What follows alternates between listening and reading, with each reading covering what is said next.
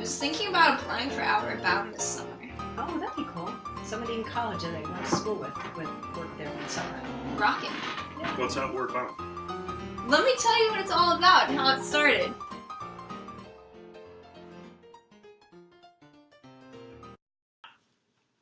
As war was upon Europe in 1939, young men were dropping left and right. Young men were being trained in the wrong facets, exclaimed Hahn. So he put together a school in Wales that would consist of 1 month focusing on the physical fitness, enterprise, tenacity, and compassion among British youth. It would soon be called Outward Bound.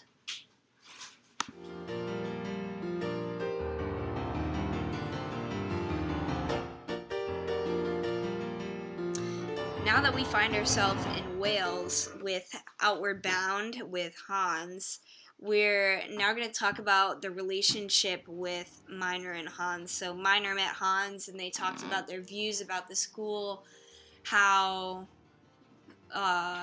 their views varied, and then Miner decided that the United States needed Outward Bound a real lot. So, being an extreme advocate for experiential learning, Miner brought Outward Bound to the United States, where is now headquarters in Massachusetts. Was that about the time when I was in college? Not quite. It was a little bit earlier. So Outward Bound came to Massachusetts and the United States in 1962, but got all of its certifications and all of that jazz for 1963. That's quite a bit earlier. Yeah, and then that brings us to an Outward Bound now in Colorado, where Paul Petzl was a huge name. Oh, so that's where Adventure Ed came from. Where'd it go from there? I'll tell you. Okay. And that brings us to Paul Petzl. Who's Paul Petzl? Well, he had a lot of involvements, but he's most known for his advances in mountaineering, his development of the Knowles program, and his importance of training leaders in the field. I have more information about that too. Check it out. Paul was a mountaineering genius. This guy was a powerhouse in his young years, but then he realized that he was really into leading and also really into the development of the leaders themselves. So he got involved with Outward Bound and was a head in Colorado, but then he realized that his views varied in the sense that he wanted to teach people more life applicable skills. So in 1965 in Wyoming, he started Knowles, which is National Outdoor Leadership School. Horseback riding, mountaineering, wilderness first responder classes. You can spend a few weeks somewhere, or you can spend a whole year in Patagonia. The possibilities are actually endless with Knowles today.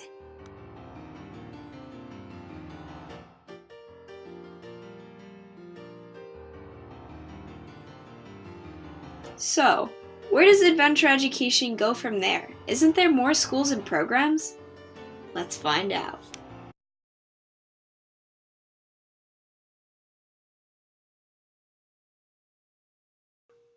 So, Jerry P. is known as the father of Project Adventure. This guy basically is known for lifting Project Adventure off of the ground.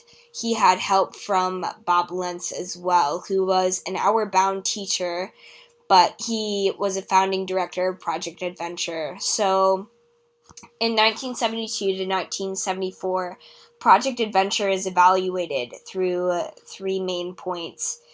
Due to the successful evaluation of Project Adventure, basically the program starts growing, and they have more than 400 schools throughout the times of 1974 and 1981. This program is still alive today. Project Adventure can be anything from camps to visiting school programs. It deals with high ropes. It deals with leadership training. It deals with communication amongst people. Basically, all things fun that you can think of in kind of like an outdoor field trip setting.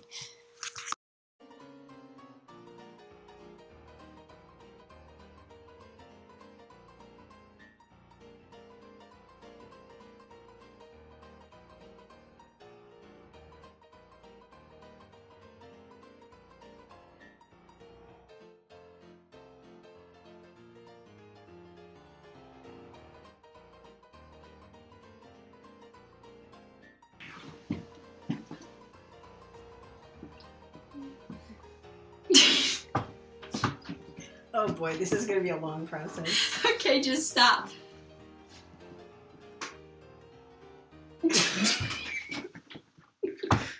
Just keep it going. You'll calm I know. I'm gonna get it out. Are you gonna edit this? Yeah, I am. Okay, let's just do it. We'll do it 6 times in a row. Let's go. Don't spit on the computer. Is it okay if I spit on the computer?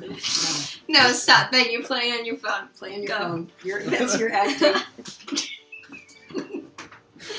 I've already lost this game. Okay, just.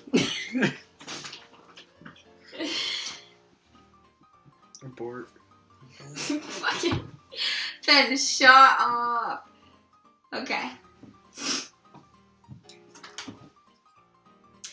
I was thinking about applying to. Oh, really? What's that you're applying to? Ah, cool.